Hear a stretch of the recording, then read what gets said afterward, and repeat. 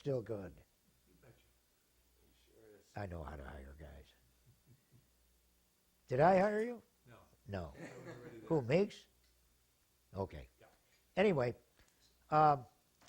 you know, I had theater experience. I had fairly substantial radio experience by this time. The first newscast I did solo, I was petrified.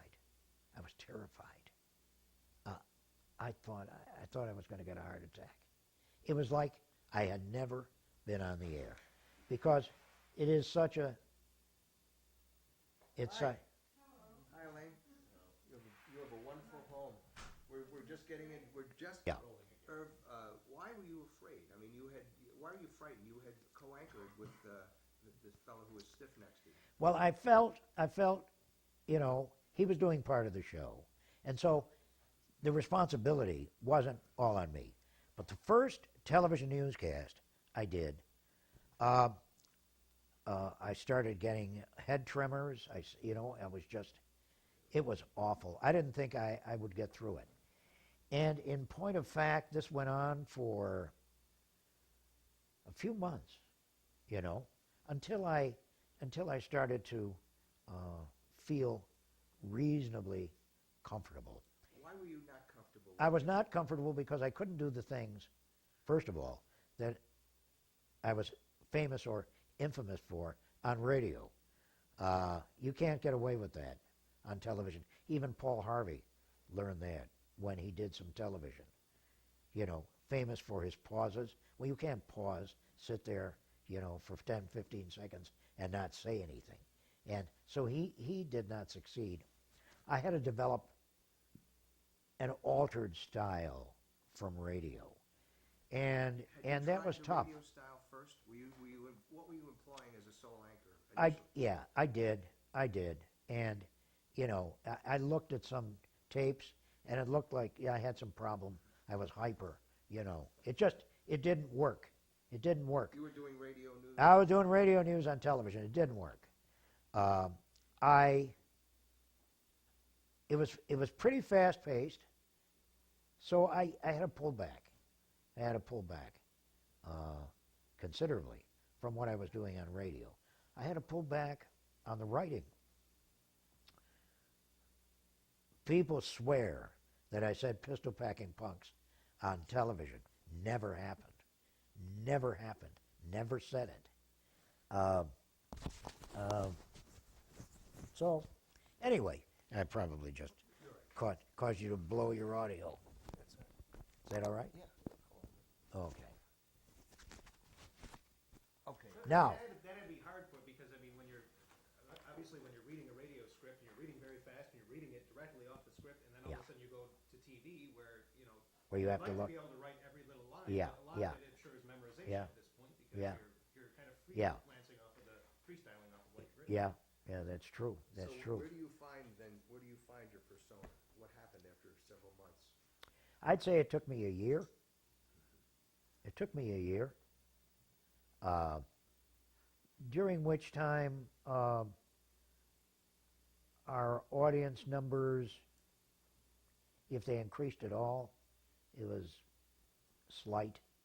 We weren't making, you know, like immediate progress. Now, I went on the air in April of '64. Rick Azar was already there. Rick had actually signed Channel 7 on in 1958. Tom Jones had been working at WBEN, radio and television, and Red Cook, the program director at 7, talked him into coming over to 7, and he came over in '65. And it's very hard to define chemistry on the air, but we had almost an immediate chemistry, the three of us, kidded around a little, not during the newscast, but between segments. Were they there when you initially went on? Rick was. But not No, Tom came on a year later. What was the 65. chemistry of the three of you initially? What the difference between, for example, Joel's always was a genteel, you know, he Yeah, really had the yeah. WBEN gentility. Yeah. Every mother's son, I tell people, the flag and apple pie and all of those things that make for a fine American. That's what you saw, that's what you got, that's what Tom was and is. Rick had a more broadcast personality, more of a solid professional, you know, Debonair, knowledgeable. would you say? Yeah. You know, good-looking guy, very smooth, heck of a tennis player. He beat my butt many times. And he recognized early on that I didn't know anything about sports. I didn't know anything about it in 64. I didn't know anything about it in 98 when I left. And he would kid me about that, not on the air necessarily, but although every once in a while, you know, I would try to make a prediction about how the Bills were going to do. I had no idea how they were going to do, but I knew that the city was curious about what I thought about the Bills. Anyway, And so will you describe those two, then describe the third component, yourself, your persona and how you fit in with that. yeah, I think I had a lot of credibility. I think I project believability. Credibility, believability, whatever you want to call it. At the heart of the matter, that's all you're selling. Do people believe what it is you're telling them? Now, to be perfectly honest, there are people in the business who have that gravitas, if you will, but they're nincompoops, actually in person. They have no intelligence. They don't know what they're talking about. But they come across as being very knowledgeable. Sadly, this is evident on the national level, strangely, more than on the local level. As you know, you'd better be pretty good because the manager can reach you in a moment's notice. You know, if you're working at a local station. In the network, there are all kinds of things going on. But you've got apple pie and Americana. Yeah. You got Mr. Smooth. Mr. who Smooth, sells his sports, yeah, Latin lover. Latin lover. Yeah. And then you've got Irv. Then you've got Irv, who is an ethnic type, definitely an ethnic type. That's an interesting point. How did you feel about that? You're in a Polish Catholic town, and Yeah. you're a Jewish anchorman. Yeah. I felt very proud of the fact that in a heavily Polish Catholic town, that I was accepted. It took me to their hearts and homes. Concerned about that at any point? Oh, absolutely. Now, you know, I always had a pretty good language facility, and I knew I would need it when I ran across one of the early newscasts at KB Radio that included Our Lady of Czestochowa Church. I hit that cold. I have no idea to this day what I actually said. But I did it with great credibility and believability and sailed through, and I guarantee you, I learned quickly. I was pretty good at pronunciations of foreign. I grew up in a multi-ethnic neighborhood in Rochester. Italian, you know, Polish, German, Jewish, you know. So, you know, Polish is like any other language. It's, you learn the basic rules and you get by. Now, I have to say, just let me interject, one of the funniest stories for me and lots of other Jews. Ward Fenton was doing a weathercast, and it was Hanukkah, you know, Festival of Lights. And at the end of his segment, he said, and we and myself, the entire staff at Channel 4 want to wish the Jewish members of our audience a happy Chanukah. Well, I fairly vaulted out of my chair. I mean, first of all, for a guy like Ward Fenton, who had been in the business, since dinosaurs were roaming the earth, for him to make a boo-boo like that. So, Our Lady of Czestochowa wasn't that bad. What kind of feedback were you getting in those early days when you finally found your niche? How did you know you were successful? They didn't do overnight ratings in those days.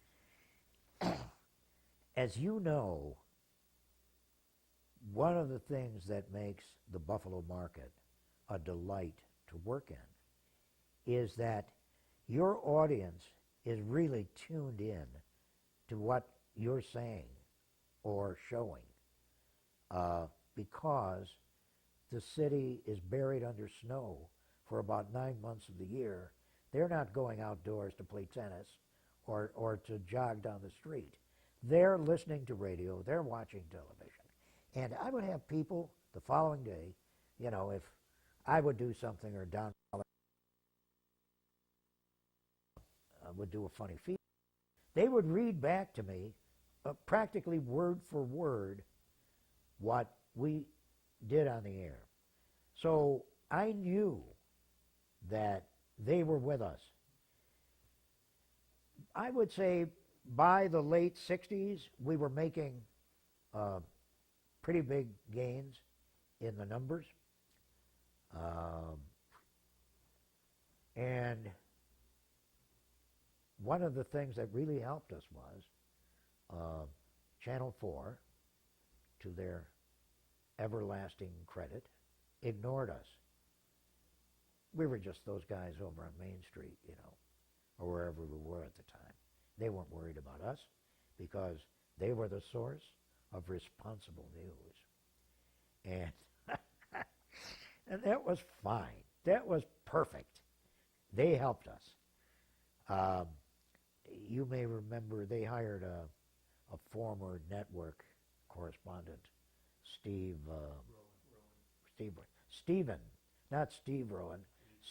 Rowan.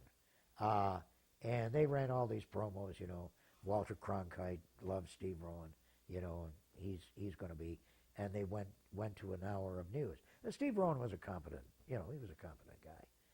They went to an hour. This was a big, big move. They were the first newscast to go to an hour. Less Aries. Yeah, less Aries. And this was going to prove to everyone that they're the guys that really have the firepower. Well, when they went to an hour, obviously we watched it very closely. And we loved it because what they were doing was they were doing a half an hour of news in an hour. An interview that would normally last 2 minutes, it would run 5 minutes. Same thing. They weren't doing a lot of different stories. Okay? It was great. So we actually ran a promo on the air. Eyewitness News. All the news in half the time. It was inspired. Incidentally, we ran some of the best news promos ever run anywhere. Sue Dobmeyer, and there were some people that were in there before Sue. And once we were becoming successful, and incidentally, we went to head-to-head at 6 o'clock, 1966, 67, something like that, I think. I'm not sure about that. That's when we finally went head-to-head, yeah. You were sure after that hour debacle at 4? No, the hour actually came later, but yeah, Okay. yeah. Now, the newsreel. Whose idea was that? And how did you structure it, and why did you do it? Okay. You're too young, perhaps, to remember, but a staple of movie-going was the RKO Pathé, and the rooster crowing, and Ed Hurley doing a narration on how the boys were doing overseas in the Second World War. Basically, that's the whole idea of the eyewitness newsreel. Now, I would like to tell you that that was my idea, one of my brilliant ideas. Not true. Bob King came back from a business trip, the general manager, and saw this on a station. He said, you know these guys? They were doing like the old newsreels, you know, short stories, 20 seconds maybe, 30 seconds, and he said, maybe that would be a good idea, Irv. And, you know, in a blinding flash of intelligence, it came to me that this is a great idea. It's a wonderful vehicle to get through a lot of different stories. To load your newscast up, we would have newscasts with 20, 30 different stories on the newsreel. And we scored the stories with music and title cards, you know, Blaze Burns in Cheektowaga, whatever, you know. And this is very important, I think. It may not be important to the general audience, but the Eyewitness newsreel, when they heard that music come on, fire music in particular, they could be down in the cellar or out in the yard. They would race into the house. It was almost Pavlovian. They knew something important was happening. And it's all part of that old saw that you have to get their attention before you can give them information. You would use fender benders. Oh, yeah. You'd use house fires. Yeah. Things, actually, some of them were almost Well, throwaways, not throwaways, but civic groups. Yeah. You We wouldn't. attended every meeting of every possible group in Buffalo. I remember this. Yeah, I mean, and that was something, wasn't it? Because Channel 7's camera showed up. right. There And was those a joke people- there was a joke that used to go around. There was Yeah. no film in the camera, but at Yeah. least the camera was there. Yeah. But no, they would see 10, 15 seconds of their group on the. And it meant a lot to them. It was the world. It was their world. It meant that Channel 7 is not just a television station. They're a part, an integral part of this community. And again, that's all part of what I said earlier about going out into the community, anchor people and correspondents and so forth. And So as your persona evolved, obviously, and the team was coherent, what was your overall approach?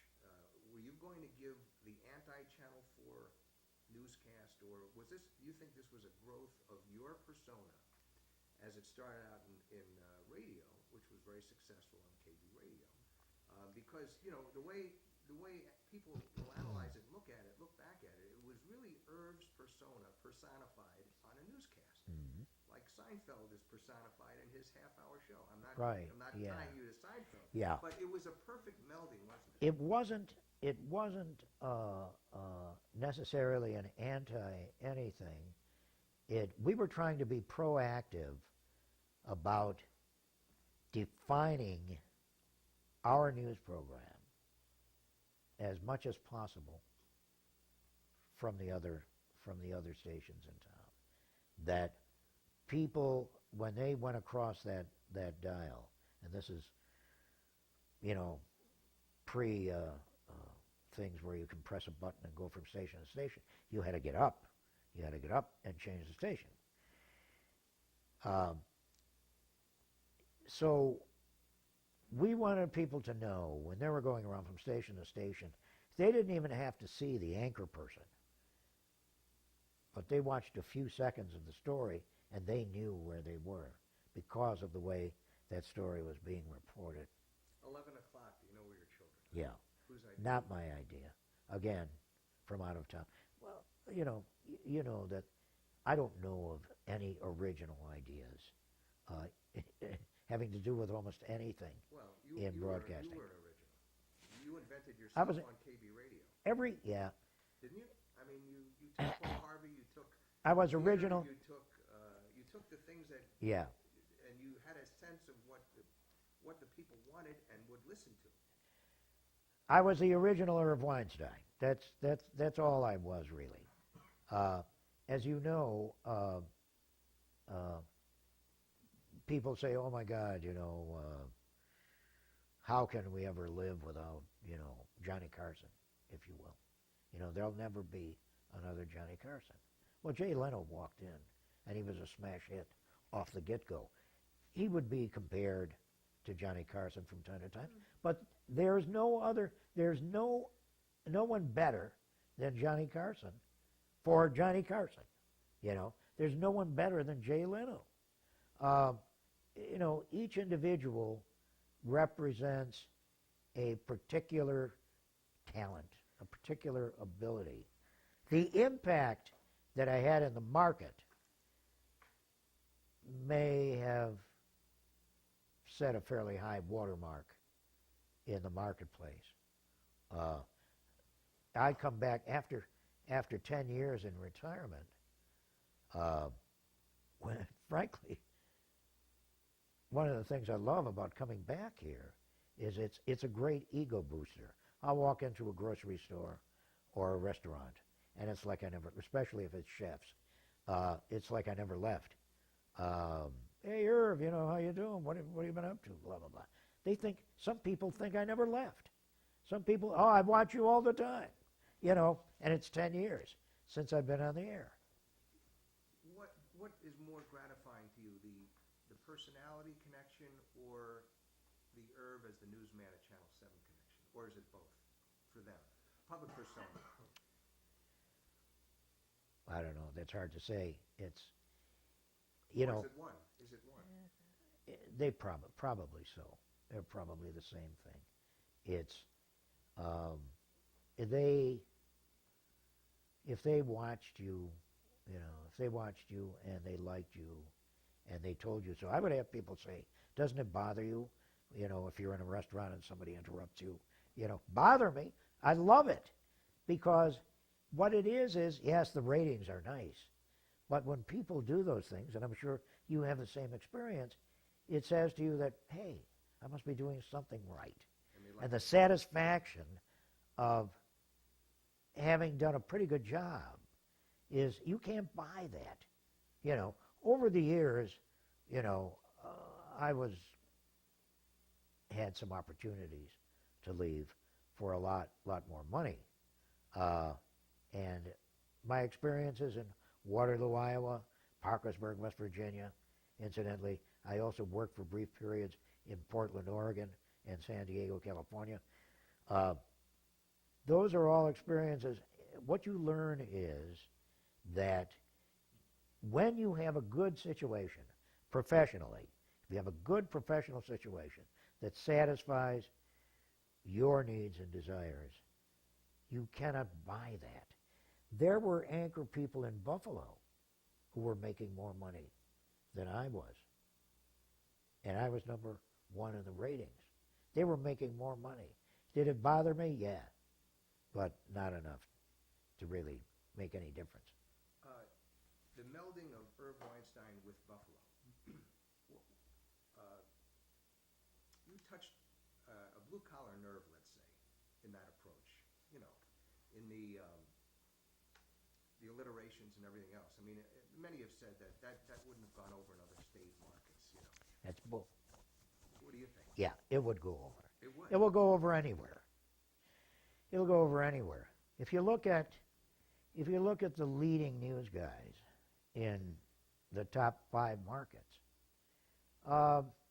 in many cases, they're doing things which are unique to that market. How they approach the game of conveying information to people, the system they use, it doesn't make any difference. But as long as they stay to the basics, and as long as, see, the problem is, in the largest markets, most of those people, they don't even write their newscasts, as you know. They don't even produce their field pieces. They look good and, they do it. So they don't get the satisfaction, same kind of satisfaction. So when you pictured your audience, who were they? They're everybody. They used to, people would tell me, yeah, Irv, you're all right, but, you know, you got the people of Bethlehem Steel, but, you know, that's bull. Lawyers, doctors, psychiatrists. I'll tell you a true story. There was a world-famous critic and author who taught at UB, and I prefer not to mention his name. I was in a doctor's office and waiting to be seen, and this gentleman and his wife walked in, and they were there a couple moments. He looks at me, and I heard him. Yeah, I don't think he knew he was speaking. He says to his wife, "You know who that is? Do you know who that is?" This is a world-famous author and critic is saying, "Wow, Irv Weinstein." Well, my head, you know, it went like that, you know. So, you know, we're all humans, and, you know, we have the same emotions. The reason I ask is that Buffalo's history, especially in the days of the Erie Canal and turn of the century, this was an open city. This was the city of light, that introduced electricity to the world. This was the city, the bawdiest waterfront next to Shanghai in the world at one time. This was an open city, always has been. From my experience, in 4 other markets, this is like small Chicago, but a very unique city in itself. Right. And let's face it, a blue-collar town at its heyday. Do you feel that, were you aware of that in the way you, even in the days of KB radio, or was it just, were you focused mostly on the format and mostly on something unique, or did you focus on the uniqueness to a city like Buffalo that would accept this approach? Well, I knew, not from surveys or anything, that Buffalo is a very ethnic, conscious community. Polish, Italian, Irish, German. Just look at the festivals. Greek, And those people, not every one of them, but those people enjoy an individual who does something a little out of the box, Italians and Jews are probably about as close as you can get without cohabiting, and sometimes they do that. And so it's, we all share certain qualities, but in highly ethnic communities, and with a name like Irv Weinstein, I'm immediately identified as an ethnic person, not necessarily Jewish. I tell people, I've had people ask me, did you ever get any anti-Semitic mail? And the answer is, I can only think of 1 or 2 minor incidents. But I was like the universal guy, the universal anchor. I was everybody's anchor, both from a philosophical standpoint and from a factual standpoint. You talk about the ratings. At one time, we had higher ratings than the other 2 stations combined. I mean, that's phenomenal. Of course, that's obviously before the proliferation of cable stations where people can go to 30, 40, 50 channels. They only had, but having said that, they had to, Let me just yeah. Go. In the days before that little electronic cable changer that people have in their hands, we've talked about that in order to change the channel, they had to physically get up and then change tune the it, channel. And tune it in because it was flopping over sometimes. That's right. Fine-tune it. Or they took a hanger and put it on top of the set to get better reception. So they really had to want to see you at a specific time. Channel 2 benefited tremendously from the fact that The Tonight Show, which was the #1 late night show, followed them immediately. People didn't want to get up, you know what I mean, after the news. Now, this is not to cast any aspersions on Channel 2. They did a fine job, but it did benefit them at that time.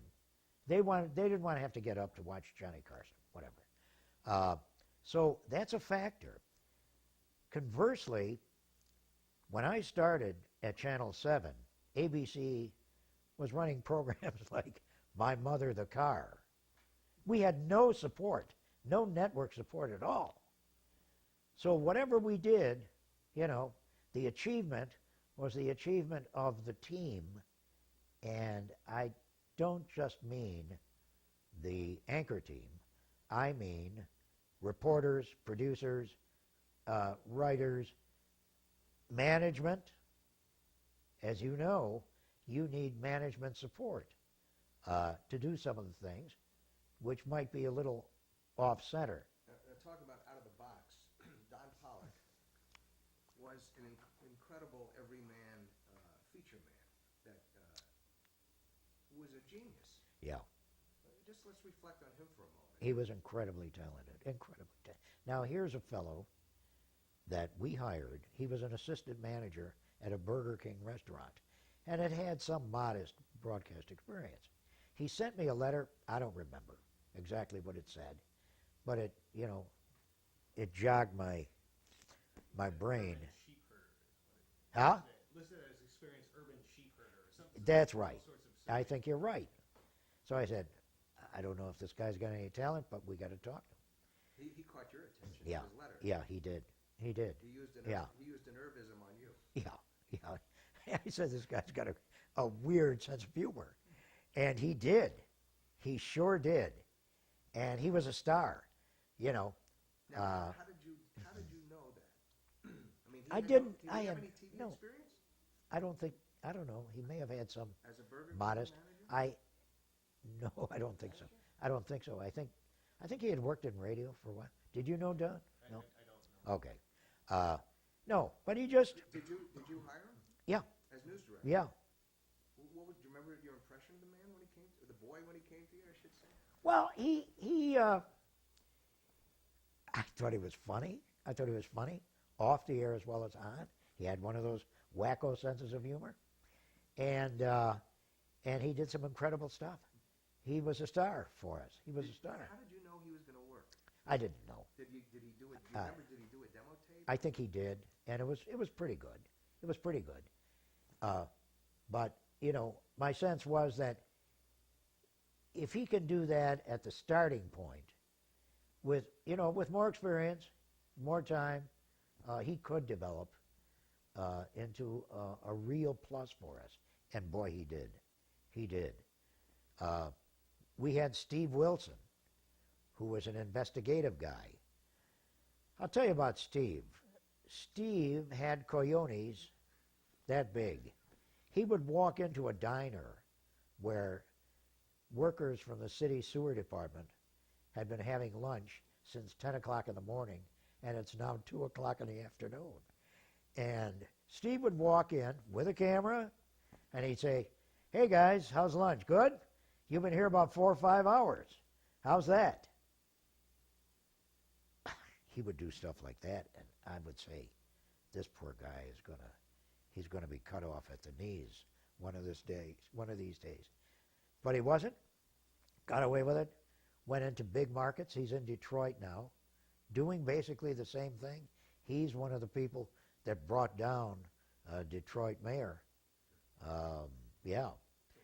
Speaking of Kilpatrick, yeah. Speaking of mayors, it's my sense Buffalo doesn't have the colorful mayors. The Buffalo area, both Buffalo and Niagara Falls. I don't know if you remember Frank Sedita. Colorful guy, Frank Sedita. You know a lot about him. Colorful guy, great sense of humor. One of his big lines was, "I'm the best mayor money can buy." And E. Dent Lackey, for whom the E. Dent Lackey Plaza is named, he was one of these guys. You'd go to interview him, and he'd say, "Okay, fellas, how much do you need?" We'd say, "Well, E. Dent, about 25 seconds? Fine. Let me know when you're rolling." Cameraman would go, he'd go 25 seconds on the nose. And he, The sound bite. yeah. And his line, he actually would, on speaking engagements, he would he would describe Niagara Falls, the cataracts, as the bride's second biggest disappointment. And that would bring the house down. Amazing, you know. And these guys, Jimmy Griffin, colorful guy, interesting, kind of a Buffalo Harry Truman, you know, the hell with everybody. I'm going to do this. If it's wrong, we'll do it again. I like Jimmy. Yeah, I liked him. You know, he's my kind of guy. I didn't agree with everything he did, but I'm sure he didn't agree with everything I did. You know, since we're talking about the city, you also have seen, you know, you saw it pretty much in the 60s churning, still you know, a booming town. Oh, yeah. And, you know, you knew it back as a kid in the 40s, 50s, and 60s. Right. So now, things are tough. Yeah. Very sad. Very sad what's happened to Do you Buffalo. see hope? Do you see some hope here?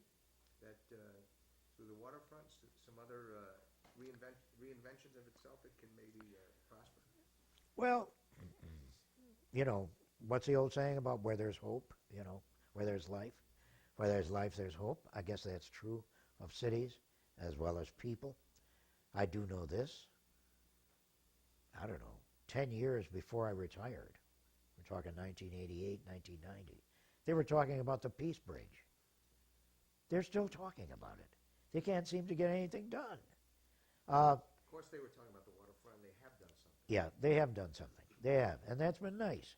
There have been pluses, but I think the problem, to a great extent, has been that the city of Buffalo has been a ward of the state and federal government for far too long, depending on those state and federal funds to fund programs. Other communities like Pittsburgh, Cleveland to a certain extent, have made, I think, a better transition from an industrial base to education, you know, research, other kinds of businesses and industries. When you started your 2 cents segment, what was your hope there? Did you feel like a commentary might be able to influence? Well, those commentaries were sometimes, you know, they were serious, sometimes they were just flip. I didn't really expect that they were going to make any real change in the community, but it gave people something to think about. When, You know.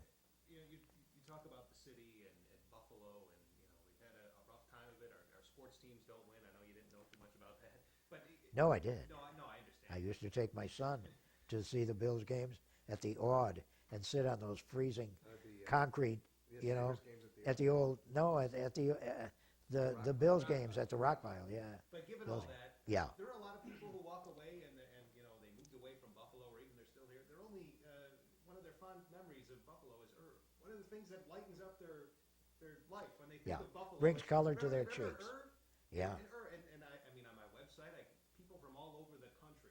Irv Weinstein is the thing that they search, and they come to my website. Look for how does that? I mean, you're the poster guy for Buffalo. You're the thing that people remember and think when they think fondly of Buffalo, they think of you. It's got to make you feel pretty good. It does. Yeah, it does. I'm flattered. I really am. I think it's terrific. You know, yeah, it's, you know, look, you guys are in broadcasting. You don't think about everything you do every single day, you know, as good, as bad, as indifferent. It's a compilation of weeks and months and years of work that you hope has had some impact on people, and when it appears that it does, it's a very rewarding thing. Did you ever feel that? Did you ever feel that you embodied the spirit of the city? Because people equated the city with you. Toronto people, you know, they sometimes mocked the newscast because they felt that there was no existing building that hadn't burned down, or Right. nobody had been Yeah. walking around who hadn't been shot Yeah. at least once. Yeah. Well, I would tell these Torontonians, and I have, that don't be so snotty, you know.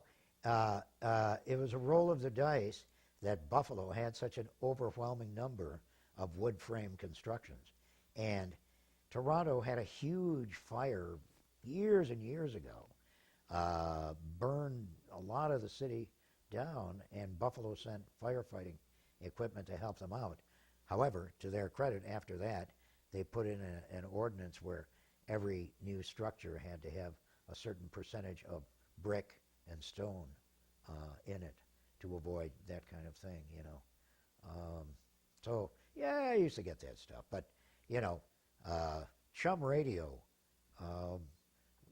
ran a promotion one time.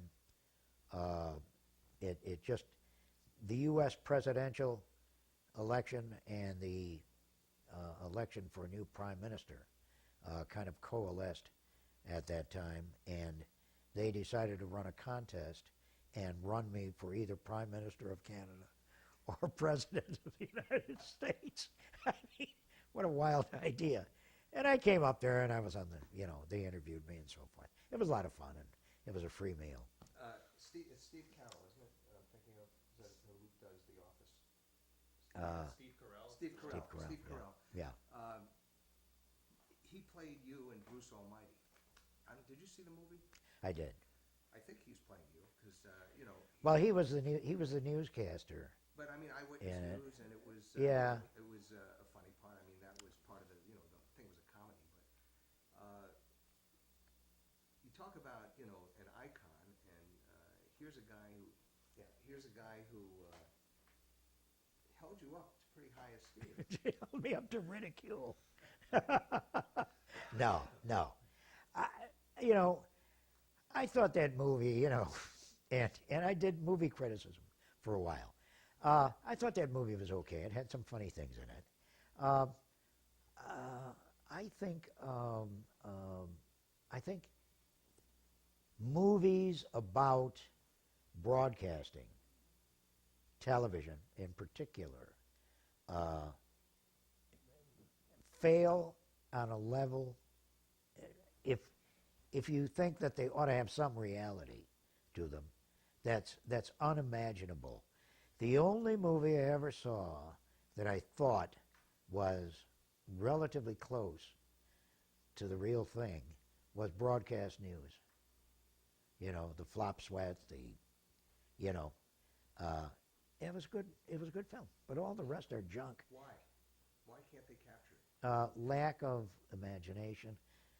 Maybe lack And of a real understanding. yeah, a real understanding of what broadcasting is. Look, you know, the movie where he played, where Jim Carrey Jim Carrey. Yeah. played a reporter, I think. I don't think it was Bruce. I don't think it was Bruce Almighty. Maybe it was. That was supposed to be set in Buffalo, right? It was supposed to be set in Buffalo. But then there was another one. Maybe it wasn't Jim Carrey. Maybe it was Will Ferrell, where he played an anchorman, and that was supposedly set in San Diego. Well, San Diego's, first of all, it was totally unbelievable. San Diego is one of the biggest markets in the country. They're just not going to have anybody like that on the air. Well, you brought that up. That it was a spoof on the years that you were anchoring. You know, the anchor Yeah. was the consultants. Yeah. Who pitted you? You know, you were pitted against the other teams, and let's face it, it was a competitive. You know, you thrived on that. I loved it. Yeah. I loved it. I was born competitive. I think I battled my way out of my mother's womb. When I was a kid playing baseball, if I hit a ball that I thought should have been a home run, and some little bastard caught it, you know, I would stamp my feet and cry. I mean, that's how competitive I am, and I think you have to have some of that in this business. Some people have it more or less. I had a lot of it.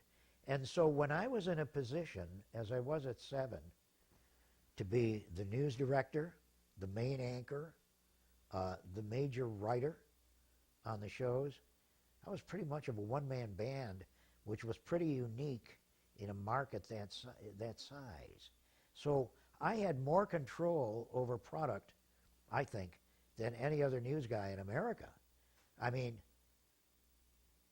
Brian Williams, Charlie Gibson, Katie Couric, how much control do they have over the product? Very little. Very little.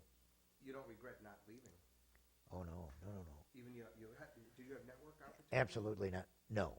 Just the local market? Yeah, local markets. And the other thing about Cap Cities, they brought in some incredible talent, some beautiful women and very bright and talented women. Yeah. Went on.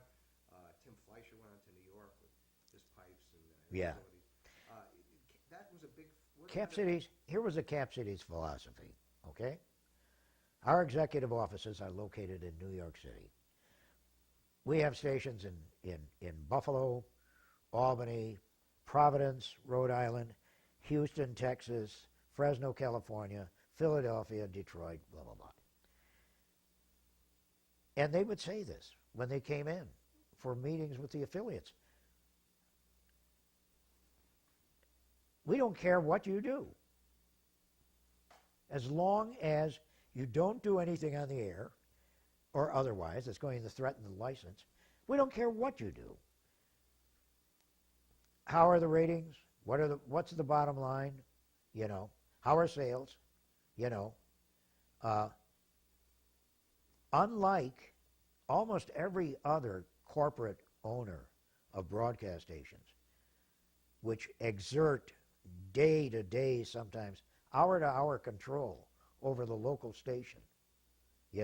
We're all going to do this promotion. Denver and Los Angeles and Buffalo. We're going to do all this because some consultant told us. A consultant once came in. Some clown came in, and this was after we were number one. We hired Maggid to come in, not to tell us how to be number one. We were already number one. We wanted them to tell us why we were number one. Smart, so that we can accentuate the positive, This guy comes in from Iowa, from their headquarters, and he says, I really think Irv Weinstein could get a couple more points if he would wear a vest. Well, if I came on the air wearing a vest, the audience would boo me out of town. Or they'd laugh. That's not Irv Weinstein. Right. But it's indicative of the kind of advice you get from these people. Barry Lillis, I think. That was Yeah. his, Well, his there was downfall. Ron Hunter, vest, and it's interesting, and to be perfectly honest, more than a little sad that 45 some odd years after I started at Channel 7, the order of popularity of the stations is pretty much the same. 4, 2, 7. Now, I could go on and on and on, but I don't want to do that because it would cast aspersions on people I like, and as far as the people I don't like, who really cares? Irv, a couple of we've been accentuating the positive. There are a couple of dips, like when the memo came out. Remember the memo that you wrote about who you thought was strong, Yeah. and who you thought was weak at the station. Right. Was that a tough one to take when that thing was published? It was maybe one of the toughest times. The audience, I don't think they give a damn. And I knew that, and that helped. That was tough. That's all I'm going to say about that. And then Pergament's column when you left was Yeah. a disappointment to a lot of people. Yeah. But you never, I don't think you necessarily were performing for the critics. No, I was not. Every TV radio critic that's ever worked for the Courier Express and or the Buffalo News, with the exception of Marianne Lauricella, was highly critical of what we did. Long after we were successful. Obviously, before we were successful, well, maybe, maybe they had a right to do that. But Why? Because you were an easy target, because you were doing out-of-the-box broadcast? yeah, I think that's part of it. I don't think there was any personal animus, although I'm not sure, Conversely, there have been people at the paper, the Buffalo News, who have been very supportive. And again, don't want to mention any names. But, if you're going to worry about what, so-and-so says about, especially people who've not spent, an hour and a half working in that, I wouldn't criticize, newspaper reporters because what they do is something different. I don't understand it. I may differ with their opinions, but that's something else. All right, now I got to ask you the million-dollar question. Yeah. When we're all gone, and it's inevitable for all of us, how do you want the legacy to read, or how do you want to be remembered in this town? Oh, I don't know. I leave that to others, but I would like people to say that he was a funny guy. He was a good guy. He was an interesting guy, maybe, sometimes. But, I once thought about, it's funny you bring that up. I once thought about what I'd like on my tombstone, okay? One word, finally, dot, dot, dot, dot. Yeah. Great. Anybody else? Covered. Covered. Yeah, we could go on for hours. Oh yeah, and well, I've got to tell you that I don't enjoy being interviewed. It may not seem that way. I don't enjoy doing interviews, in point of fact. But you made it easy. Oh, You made it easy. well, I've lived your experience because I was one of your competitors, and always frustrated. Yeah. Could never topple you. Not even close. Not even approach you. Phil Booth. I don't know if you were at the broadcasters' dinner Sure, I was. Yeah. where he said that Irv Weinstein's like those birthday candles that you can't blow out. And he said it in a positive way, which I thought was great. Carol Jason, did you ever hear the story about, we were at one of those black achievement things, and Carol was the MC, and Aries was there Yeah, that was his representing. his Yeah, child yeah, who yeah.